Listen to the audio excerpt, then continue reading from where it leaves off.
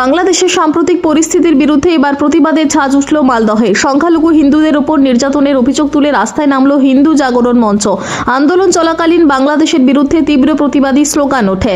পাশাপাশি বাংলাদেশের প্রধানমন্ত্রী মোহাম্মদ ইউনূসের কুশপুতুল দাহ করেন আন্দোলনকারীরা। সংগঠনের পক্ষ থেকে দাবি করা হয়েছে, বাংলাদেশে ক্রমশ অস্থিরতা বাড়ছে। বিশেষ করে সংখ্যালঘু হিন্দু সম্প্রদায়ের মানুষ উগ্রপন্থী গোষ্ঠীর হামলা ও হুমকির মুখে পড়ছেন।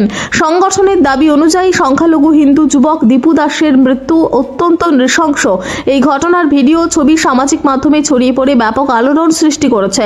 বাংলাদেশের সংখ্যালঘুদের উপর হওয়া এই ধরনের ঘটনার তীব্র প্রতিবাদ জানিয়েই মালদহে এই আন্দোলন, এমনটাই জানিয়েছে হিন্দু জাগরণ মঞ্চ। পরিস্থিতির দিকে নজর রাখছে প্রশাসন।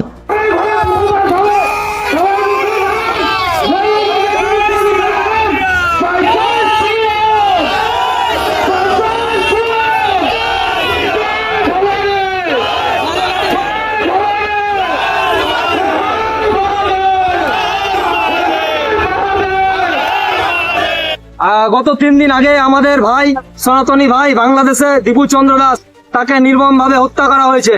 এই হত্যার প্রতিবাদে আজকে আমরা হিন্দু জাগরণ মঞ্চ মালদা জেলার পক্ষ থেকে আজকে ফোয়ারা মোড়ে একটি প্রতিবাদ সভার আয়োজন করেছিলাম। এই প্রতিবাদ সভায় আমরা এখান থেকে র্যালি করি এবং র্যালি বের করে নিয়ে এসে এখানে সমাপ্ত করার পর ইউনূসের কুশপুতুল দাহ করা হয়। এখানে আমরা বাংলাদেশকে বলতে চাই, আজকে তোদের বাবা ছিল ভারতবর্ষ, আজকে তোরা নিজেদের বাবাকে পরিবর্তন করে আজকে তোরা পাকিস্তানকে নিজের বাবা বানিয়েছিস। আজকে আমাদের দয়ার টানে তোরা আজকে ওখানে আছিস। আমরা তাদেরকে অবগত করতে চাই, পাকিস্তানের কিছুদিন আগে আমরা যে অবস্থা করেছিলাম অপারেশন সিন্দুর, আজকে বাংলাদেশেরও দুর্দিন আসছে, এর জবাব হবে, ইঞ্চিতে ইঞ্চিতে জবাব হবে।